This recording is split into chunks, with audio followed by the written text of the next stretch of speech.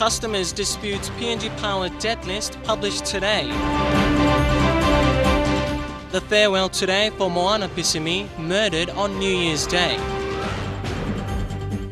12 seafarers rescued at sea, finally flown home. This is National EMTV News with Tokana Hasavi. A very good evening to you and welcome to Thursday's news. Thanks for joining us. The list of customers owing PNG Power Limited money is out. The list numbers over 1,800. According to PNG Power, the customers listed have not paid their bills for over 30 days. It includes individuals, businesses, government agencies, church agencies and foreign missions. However, some customers, when contacted, said they do not owe PNG Power Limited any monies. The list of names published in the daily papers today contains the consumer number, names and the location of customers who have outstanding bills to settle with PNG Power. A name that is causing a stir is an individual listed as Mr. Ben Micah under Port Moresby, whom some are assuming is the Public Enterprise Minister himself. A spokesperson from the Ministry of Public Enterprise says they have noted the name on the list and are checking with PNG Power Office to clarify if it is in fact the Public Enterprise Minister. They claim the minister does not own any property in NCD. However, if it is in fact found to be the minister, the official word is the minister is not above the law and he will of course settle this outstanding bill.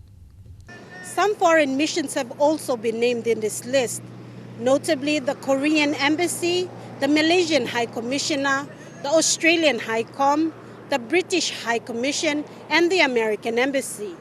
When contacted, sources within the Embassy of the Republic of Korea say they do not owe PNG Power any outstanding bills and find it very inappropriate that the name Korean Embassy is contained in this list. An officer within the Malaysian High Commission told EMTV they are very surprised to find out that the Malaysian High Commissioner is on the list. The officer says all their residences and their office are on the prepaid system EasyPay. The officer says they have not received any notice by PNG Power informing them of this outstanding bill and believes this must be a mistake. The Australian High Commission's official word on this is that we are working on resolving a claim of a possible outstanding debt between the PNG Power and Australian High Commission. Sarah Aupong, National EMTV News. Prime Minister Peter O'Neill has condemned what he calls misinformation by the opposition used to deceive the public over the state of emergency in relation to PNG Power. In a statement today, he described the attitude of the opposition as appalling at a time when the government was making firm gains to right the wrongs of past neglect. The Prime Minister has defended the state of emergency, describing it as an essential action that is restoring services to those consumers being denied access to power and putting an end to electricity theft. The opposition has been scolded by Prime Minister O'Neill for what he described as the opposition's do-nothing attitude. These strong words come as opposition leader Don Polye and member Mark Maipakai questioned the government's move to declare a state of emergency. What the government decided is state of emergency? Is it really constitutional? We have court system. If somebody don't pay, you take him to court. You get the court order to repay. We have not adjusted those systems, and I don't see any reason why state of emergency has been declared. Yesterday, Minister responsible for the state of emergency, Ben Micah, said the action was more than just about the money. The state of emergency is not being called so that we could bring out the police and the army to collect debts. No, far from it. Mr. O'Neill said the state of emergency was established under the Essential Services Act to restore confidence in services and to ensure reliability of power supply. He reiterated that there is no army call-out and that the only policing requirement would be in the event that PNG Power workers were prevented from carrying out their legitimate duties. I want to make it clear to the public and those commentators that the troops will only get out there when we think it's absolutely necessary. And I hope not.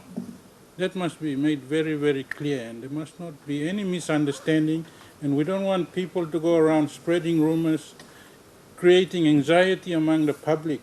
Mr. O'Neill slammed members of the opposition, saying they would rather sit back and do nothing while there were people stealing electricity and getting away with it. He said the government has acted in a stern but firm manner to stop the stealing. The company must operate normally, and the company must operate proactively to ensure that it meets its core business, and that is providing power, but at the same time regulating power under the laws. Mr. Micah said the progressive situation report will be published in the daily newspapers to highlight the positive results achieved by the state of emergency. Delhi Bagu, National EMTV News. 8 days after families of ex-soldiers were evicted from Lay's Egam Army Barracks, some have moved into surrounding settlements. Families, using little resources they have, began to occupy land in order to build makeshift houses. Some are living in tents on the land. The families say they intend to settle there and wait for their father's outstanding entitlements before they go back to their home provinces. MTV's Bethany Harriman continues to follow the families after they were evicted. Kathy has moved out of the camp area in front of the Egam Army Barracks gate because she has bought land from the Ahi, Lay City's local landowners. She and her family were part of the group of 18 families evicted nearly 9 days ago. Kathy Korowa sleeps in this makeshift hut at her block of land that is fast becoming another settlement in Lay City. Her grandchildren also show symptoms of malaria, and water is hard to find as the dry season approaches. She and her family have moved here to continue the wait for her husband's outstanding entitlements.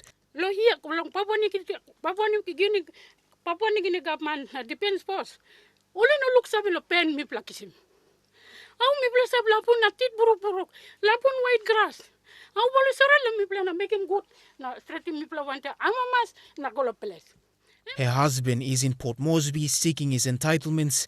Kathy says they have no plans of staying in the city. The family wants to go back to the village. It's not just Kathy and her family.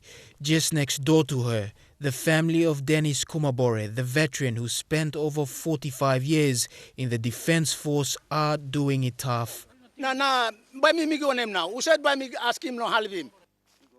He has patched up a single tent for his daughter, husband and his grandson to live in whilst they wait for answers from the national government and the PNGDF hierarchy.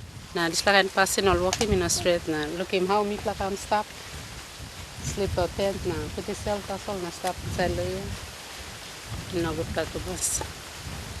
It's understood that soldiers' discharge and entitlement payments are given out according to a military discharge manual, and there is an ongoing court battle between the ex-soldiers and the PNGDF. Much of the blame cannot be leveled on the PNGDF hierarchy because it's the government that provides the funding to pay out these ex-soldiers. The O'Neill Dion government is now planning to beef up the PNGDF. Papua New Guinea is looking to host some of the Pacific's biggest events. The 2015 Pacific Games will be held this year, and the APEC meeting will be held in 2018. These major events will need soldier presence. But the backlog of outstanding entitlements has become a worrying trend. The reality is similar problems faced by Kathy Korowa and the widow from yesterday's story, Betha Apu, may be faced by families of ex-servicemen after retirement. Bethany Harriman, National EMTV News, Lay. As the impacts of climate change become more evident in countries in the Pacific, there is also a push for government organizations to take the lead to mitigate the impacts. Climate change affects the survival of Papua New Guinean communities, and food security in particular has become a major concern. One organization tasked with securing the future of communities is the National Agriculture Research Institute. Now, more and more than ever, their role has become crucial as they work towards helping communities adjust to the increasing threats of pests and diseases spurred by climate change. Here's Scott Wider with tonight's MTV News special report from Ayura in the Eastern Highlands province. The National Agriculture Research Institute's Ayura facility is one of the most important in the Highlands region. This is where genetic material for more than 700 varieties of cacao are stored.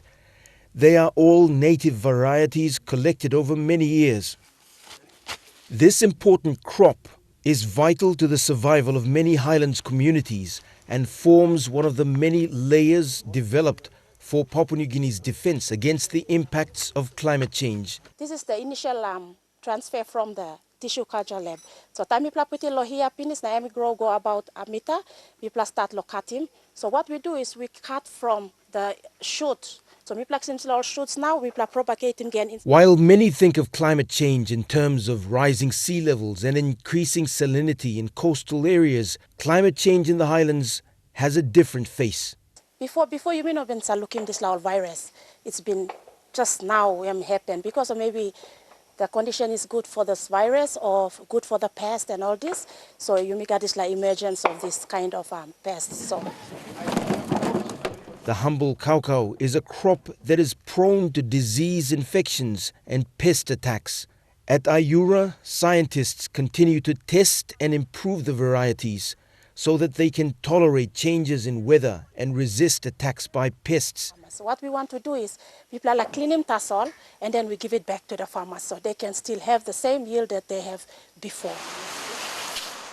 Based on experiences from the 1997 drought, Nari is also encouraging farmers to plant rice, a crop that is not farmed traditionally but has become an important part in the Papua New Guinean diet since the 1800s.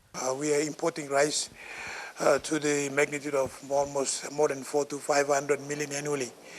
So that money can be saved. We can encourage, so we can allow Papua New Guineans to produce rice. This is a Highlands variety that's being distributed by Nari after successful trials.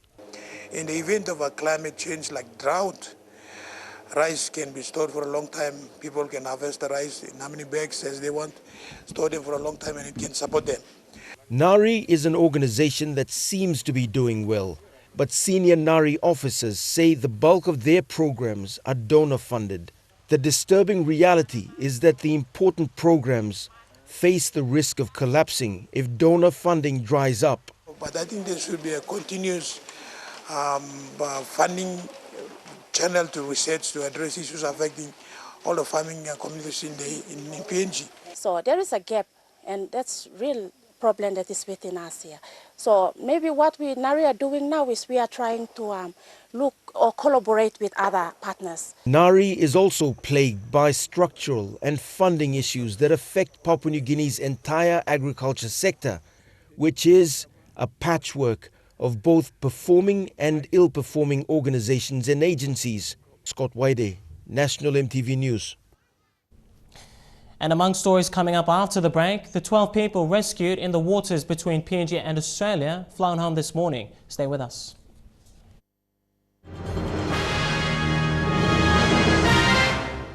Welcome back to the news. The late Moana Pisimi was farewelled this morning at a funeral at St. Andrew's Lutheran Church in Lae. Morobe Governor Kelly Naru was given the opportunity to hand over the casket of Moana to her in-laws for burial at Yalibu, Southern Highlands Province. Governor Naru says he still maintains his call for justice for Moana's shooting and the killings that shocked Lae City this year. Friends and families gathered this morning to bid farewell to Moana Pisimi, one of several victims of murders that occurred in Lae over the new year. Her immediate family members are still coming to terms with the loss. The story behind a fatal shooting is still under police investigations. The Morobe Governor Kelly Naru is still calling for justice to prevail, and that will bring an end to the grieving relatives. In terms of justice, we would still maintain our strongest call to the responsible authorities that the case that is now registered before the coroner should be pursued to its completion in the sense of police assisting with the investigation and completing their file on all the circumstances leading up to the unfortunate death of this young woman. While many of Morobe's political leaders remain silent over the killings, Governor Naru is concerned about the growing lawlessness in Lae City. Having more than 10 reported cases of murder within the first 2 weeks of 2015 is a serious law and order problem. Kelly Naru is calling on for public cooperation. Residents must take ownership in Lae's law and order problems. I reiterate my call again that these issues of crime and murder and law and order issues should not be left to the police alone, but it should be the responsibility of all of us. All of us should take ownership of these issues and manage it in a way that meaningfully brings resolution and conclusion to a lot of these outstanding issues. With influx of people moving into Lae and the expansion of business and industrial activities, the government's responsibility is to maintain a free and safe environment. Kelly Naru says his government wants to ensure law and order problems don't get out of hand in Lae City. Sylvester Gawi, National EMTV News, Lae. The 12 passengers who were rescued at sea on Tuesday morning by Octedis vessel, Fly Alliance, were sent back to their home provinces today. The National Disaster Centre confirms that 10 of them were flown by Air Niugini to Daru and 2 travelled by road to Karama. They were drifting towards Australia when they were picked up. The passengers were heading to Western Province from Baimuru in Gulf Province when they experienced engine failure. When EMTV News contacted them this afternoon, they said they were safe and sound and are grateful for the help and support they received at sea and on land. Meanwhile, another boat containing 8 passengers still remains missing. The PNG-Indonesian border is vulnerable for smuggling of firearms and explosives and seriously needs trained dogs to assist security personnel. As PNG stands ready to host international events in coming months, the mainland boundary needs to be secured from all threats. Concerns have been raised by NCD dog unit personnel to have a unit established in Vanimo where active trading is currently going on. The PNG-Indonesia border remains a threat to the national security as PNG prepares to take on challenges to host international events such as the Pacific Games and the APEC Summit in 2018. The national border has to be secured from any threats of firearms and explosive smuggling. Trained police dogs can be an option in assisting police and defense officers at the border. The only firearms and explosive detection dog specialist in the country, Sergeant Dominic Nassam, said trained dogs need to be stationed at the PNG-Indonesian border to sniff possible explosives being smuggled into the country. And also along our border areas like Wanimo, we have plenty of Wanimo Kama. Police lakan up to we can travel walk long. So you need plenty more. Something is a Salem hospital. Sometimes can go to narco centers. So you need plenty. You need plenty of this lakan dog. Commander of NCD Dog Unit Liut Nidung said the police department has identified this and is expected to station a unit in Vanimo soon. PPC Sundown has requested for us to pay him a visit and to see what we can do as the police dog handling can do in Vanimo, especially with the border. There's some form of smuggling of drugs, firearms is now taking place at the border. So, you know, for a human being to track and to trace, it takes a little bit a while. But for a dog, if you suspect anything and you move in on spot with your dog, a trained dog who can sniff. But before stationing a unit at the border, the challenge is that the country has only one dog specialized in firearms and explosive sniffing. If the dog is transferred to Vanimo, Port Moresby will miss out. But the dog handler is concerned they both may be overworked during the Pacific Games and the APEC Summit. They need more dogs, not just for the border, but to also distribute to other provincial centers as well. Despite this, the officers are physically preparing for the Pacific Games and other events scheduled for the year. For Dominic and his partner Seldon, staying on top of the game is important, not just for their training, but for protecting PNG and its citizens. Quinten Alomp, National EMTV News. With the 2015 Games fast approaching, divisional heads from the NCD Metropolitan Command are taking weekly walks to keep fit. Today, a team of police station commanders walked from Hohola Police Station up Burns Peak to the police headquarters in Konedobu and back. The team, led by Superintendent for Operations Silas Wayagure, included police station commanders from Boroko, Hohola and Guerrero. Their weekly walk is conducted every Thursdays and is hosted by different police station commanders. Basically, the aim of this training is about all the station commanders, section heads in the Metropolitan Command to keep ourselves fit. The weekly walk is an initiative of NCD Metropolitan Commander Andy Bauer. It commenced last year and will run until the Pacific Games. Fit. So every Thursdays since last year we've been doing this walk up until this year, and more officers are expected to join the walk. The walk presents an opportunity for community policing with members of the Australian Federal Police and police visibility in the different communities the walk will be conducted. Port Moresby will be seeing more police presence in communities in the days leading up to the Games. Tekla Gunga, National EMTV News. Sexual penetration cases on girls between 3 to 18 years are on the rise in Port Moresby.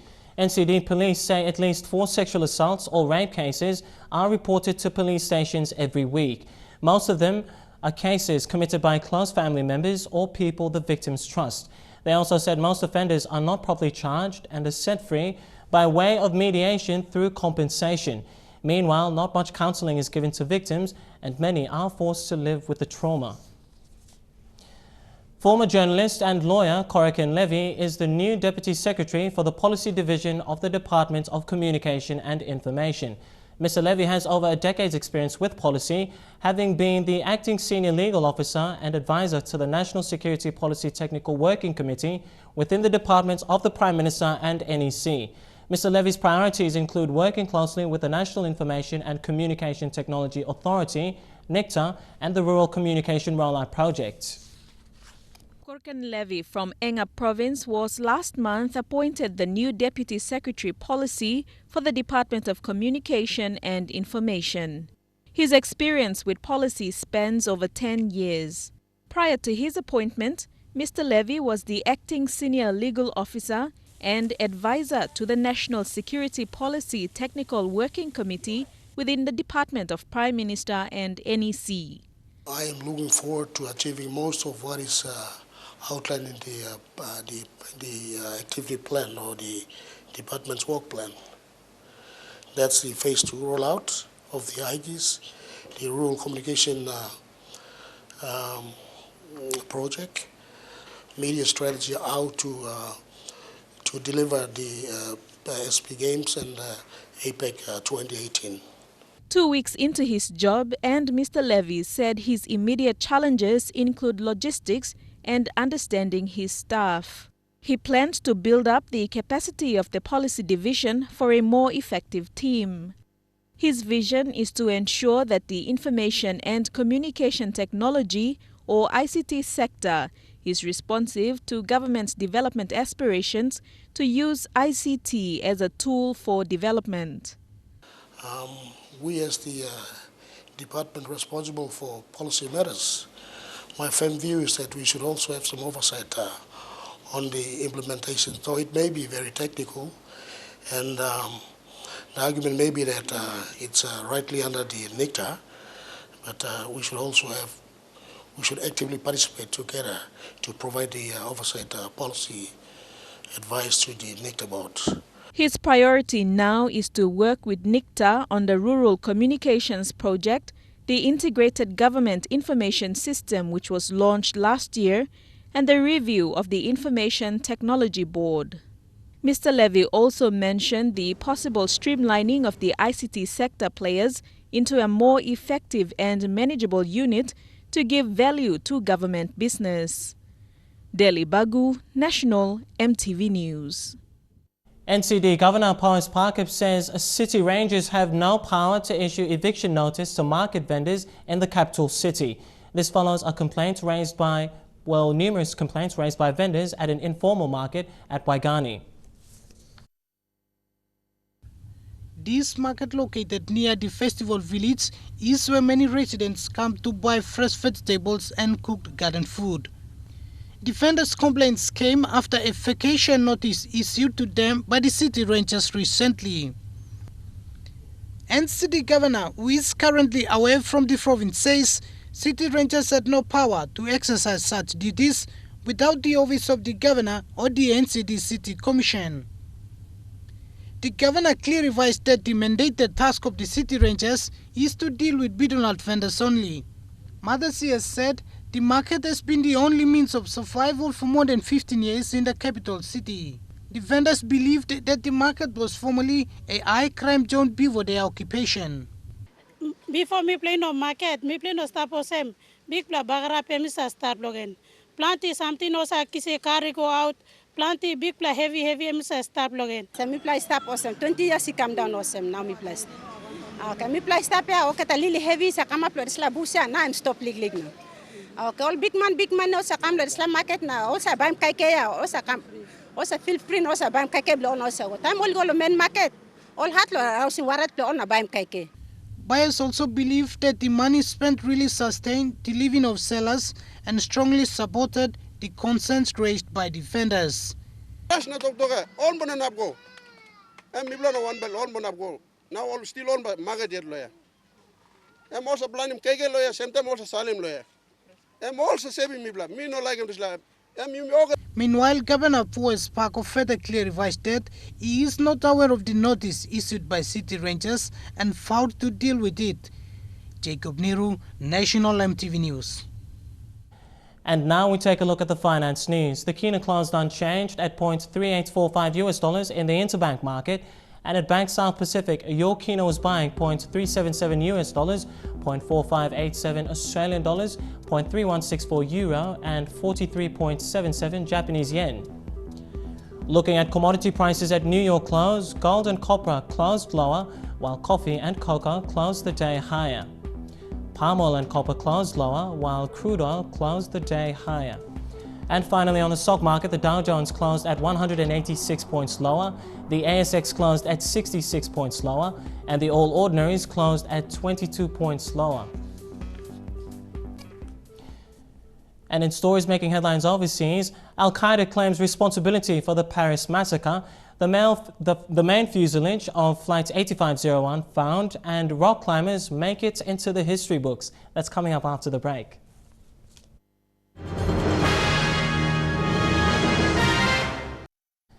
Good to have you back with National EMTV News. Turning overseas now, terrorist group Al-Qaeda has claimed responsibility for the deadly attack on Charlie Hebdo magazine. The organization says the massacre was a direct retaliation for assaulting the Prophet Muhammad. Well, the video runs for 11.5 minutes. It is fronted by Nasser al-Ansi, who was a top leader of Al-Qaeda in the Arabian Peninsula. And his message is clear that Al-Qaeda in Yemen is responsible for the Charlie Hebdo massacre. He says in the video that the organisation chose the target, laid the plan and financed the entire operation. He called the Kouachi brothers, who of course are responsible for the attack which killed 12 people in Paris, heroes of Islam, and says that they are heroes who were assigned and that they promised and they delivered. Authenticating the video has been a difficult task. Of course, the White House has spent hours trying to do this. Now the US has announced and confirmed that it is authentic and says that Al-Qaeda remains a threat. Al-Qaeda, of course, fell a little off the radar in respect to the rise of Islamic State. And interestingly, Ahmadi Coulibaly, who was the hostage taker in the supermarket siege, he had released a martyrdom video after the attack, of course, which basically aligned him to Islamic State. So terror experts are really interested in all of those connections. They say that these two groups, Al-Qaeda in Yemen and IS, wouldn't coordinate and collaborate on an attack like this because they are rivals in the Middle East, and they're looking at connections with the men on the ground, the Kouachi brothers, and of course Ahmadi Coulibaly, and whether that's how this was brought together. But they are looking at that, and they're also looking at whether or not this Al-Qaeda video and its release is kind of part of some sort of awful competition to stake a claim in this sort of market share of claiming responsibility. It was released the same time as the Charlie Hebdo Survivors edition hit the stands in Paris. There were long queues for the particular edition. People wanted to buy it to show their support for free speech, to mark this horrible moment in history, and also because the proceeds of this particular edition do go to the victims' families. The initial print run for this edition was 3 million. Now that's been increased to 5 million copies. The main fuselage of the doomed AirAsia plane has been found lying at the bottom of the Java Sea, but the find will also allow investigators to retrieve the passengers who perished. The words are part of the AirAsia slogan, "Now everyone can fly," distinct markings which leave investigators in no doubt that the main body of the crashed plane has been located. The images were captured by remotely operated underwater cameras at the bottom of the Java Sea. The Singaporean Defence Minister put out this picture, helping to identify what has been found. For the authorities in Indonesia, it is a major breakthrough in providing closure for the families of those still missing. I can confirm that the aircraft fuselage with side wings still attached to the body has been found. I can confirm this. Until now, only the plane's 2 flight recorders and a tail section had been found. The discovery of 2 more bodies brings the total recovered so far to 48. Flight QZ8501 plunged into the Java Sea on December the 28th, 40 minutes after it took off from Surabaya in Indonesia en route to Singapore. There were no survivors from the 162 people on board. Amongst the dead were a number of students from Surabaya University. Special boards have been set up for friends to post their condolences. The search should not stop until everything is found. Don't just stop after they find the black boxes. The promises to the families have to be fulfilled. But most importantly, the bodies have to be found. Investigators will have to decide whether to try to retrieve the bodies believed to be trapped inside the fuselage before they move it. The search so far has been hampered by bad weather and strong currents. Raising the wreckage would be a tricky operation. A group of senior citizens in the U.S. state of Texas has taken a leap of faith in a very safe environment. They are skydiving, but without the risk of jumping out of an airplane. This giant wind tunnel spinning people into the air did not scare Atria Copeland's bravest residents. Your chin up and your hands above you. But before taking the leap, they had a little learning to do. When we get into the tunnel, we're going to get in at one at a time. Instructor Andrew Ferris admires the group's young spirit. Put your chin up. Awesome. A few more adjustments, and they file in for their first flight at Frisco's iFly Center. You're never sure how people will, react to things they are out of their comfort zone. Atria Copeland employee Ariel Holt watched as 90-year-old Lola Binzegger soared. I thought I'd be weightless like the astronauts, but there was a lot of pressure. 87-year-old Doris Humphris says the experience is hard to describe. I didn't know how the wind would feel, and boy, was it strong. I think I lost a face somewhere. The thing that's the hardest is getting in and out of the door. Neither Dee Kirkpatrick nor her family ever dreamed about skydiving. I texted my son and said I was going skydiving today. Really? He wrote me back and says, cool. When their time was up, Ferris showed them some tricks. You have to keep getting out of your comfort zone, not being foolish, but doing new and interesting things. I think life is too short, that you can't sit all the time and do nothing. That's it, awesome. And they've got the certificates to prove it. That's like a highway to heaven. Most definitely, most definitely. Whatever their next adventure is, see what Ariel thinks up next. It's going to be hard to top this one. Well, 2 American men have made history completing what has long been considered the world's most difficult rock climb using only their hands and their feet. It's a dangerous mission that has captivated the U.S. and the world, but it's paid off. Well, this has been 5 years in the planning and training for 30-year-old Kevin Jorgensen and 36-year-old Tommy Caldwell, but it has all paid off today after the pair reached the summit of the Dawn Wall at Yosemite National Park, becoming the first free climbers to do so. It took them 17 days to climb the 914 metres to the top, and waiting for them were family members. They gave themselves a hug and they received some well-deserved clapping and cheering from those that were looking on before they were reunited with their family members who had watched every agonising step. Free climbing is where the climbers, Jorgensen and Caldwell, just use their bare fingers and feet to propel themselves up the cliff face. They do have ropes, but they are only used to catch them if the climbers fall. They did use social media to document this historic climb all the way up the Dawn Wall. Jorgensen tweeting just a few days ago, "This is not an effort to conquer, it's about realising a dream." Then just a few hours ago, he tweeted, "It's not over till it's over." But it is over for these climbers. They have reached the top of the Dawn Wall and they have written themselves into the history books. And that's how we wrap up our news segment tonight. True Kai Sports is coming up next. We'll have news on basketball and rugby league. Stay with us.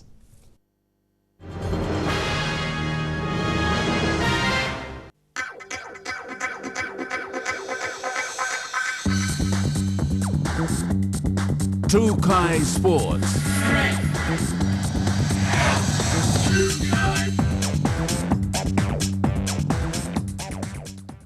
Welcome to True Kai Sports. Former PNG basketballer and Flames coach Moy Murray has taken up the challenge of running a basketball program in his home community of Calgary in the Moresby South electorate. The program involves young children from the age of 13 through to senior level players.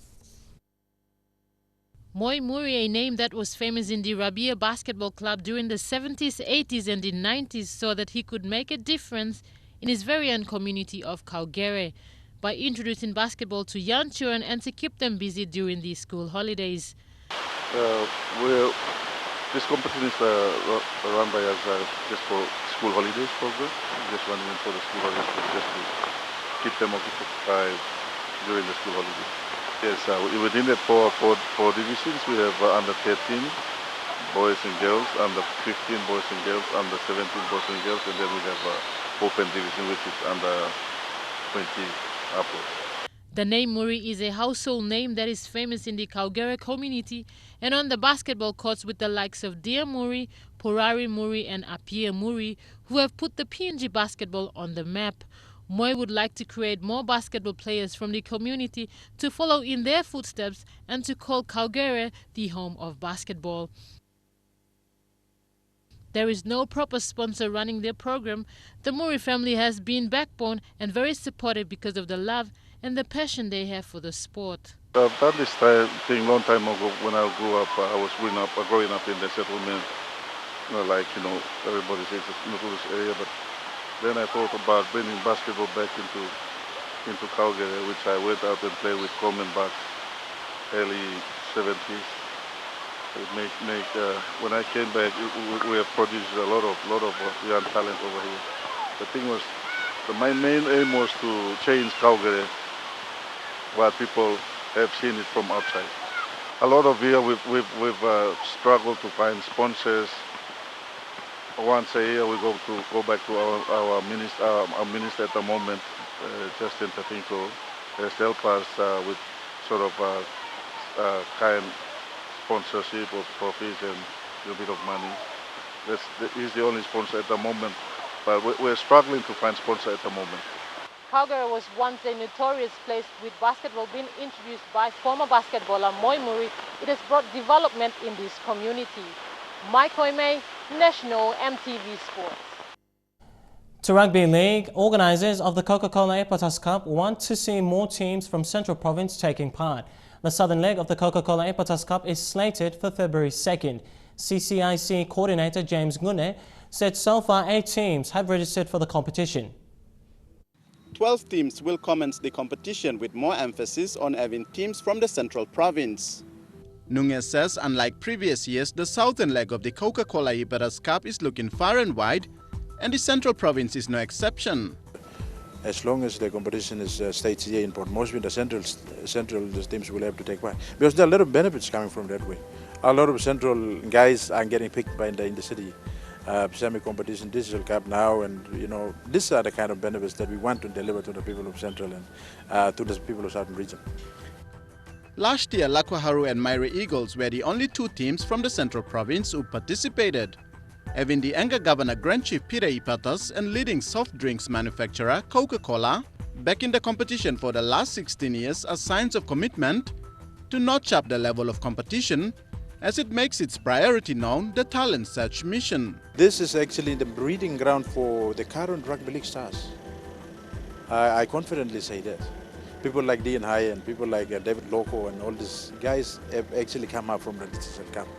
The unbeaten NCD Governors Cup champions Freeway Bumpers are up for the challenge, while newcomers Waroko Dusk with players from the Port Moresby Rugby League Butterflies and Calgary Young Guns are hoping to be a season changer.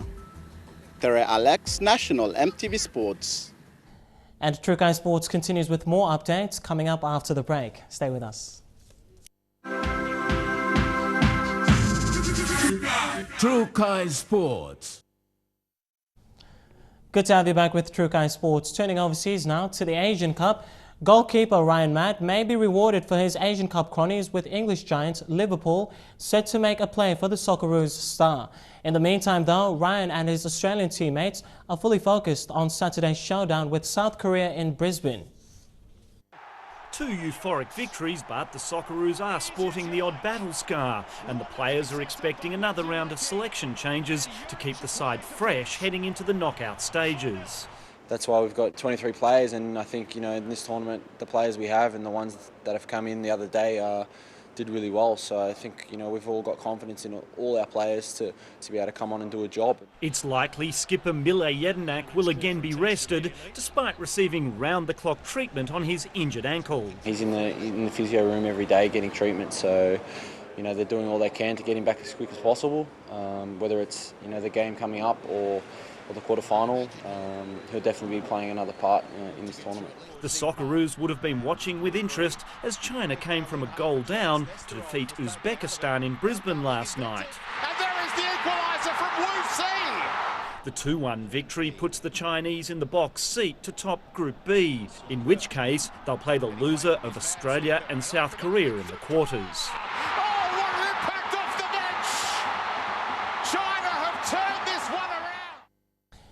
And less than 4 days out from the Australian Open, and Rafael Nadal has admitted that it's going to be tough to win his second Melbourne Park crown. With the likes of Djokovic and Federer hitting top gear, the Spaniard just hopes to be competitive. There's no doubt he's got the drive to go all the way, but Rafael Nadal's body isn't quite at 100%. I'm coming back after an injury of a long time, so will be difficult. It certainly doesn't look as if the world number 3 is struggling today, trying his hand at AFL. Yeah, very nice work. I was more worried about the $300,000 watch on his wrist. Before backing up last night's Fast Four with another sweat session on Margaret Court Arena, but an ongoing back issue coupled with surgery to remove his appendix has made life tough. I am working as much as I can to be competitive, and I'm going to try my best in the first round. If I'm able to win a couple of matches, then you never know. Nick Kyrgios is also battling a sore back. His coach confirming the 19-year-old will likely play through pain at the Open. A practice session scheduled for Rod Laver Arena was cancelled, moved to a local private school away from prying eyes. Andy Murray and Roger Federer reacquainted themselves with Melbourne Park. A grunt session too for Maria Sharapova, while Serena continued her PR offensive with a department store visit. At Kooyong, Aussie youngster Jordan Thompson grabbed one of his biggest career scalps. Oh, wonderful. Good boy. Disposing of Feliciano Lopez 7-6, 6-3. 20-year-old from Sydney sends the world number 14 packing. Boost my confidence a lot. Hopefully I can keep it going into the Aussie Open. Bernard Tomic is in action again later tonight at the Sydney International after he cruised past Germany's Philipp Kohlschreiber in straight set. And that ends Trukai Sports tonight. The weather details after these short messages. Stay with us. Trukai Sports.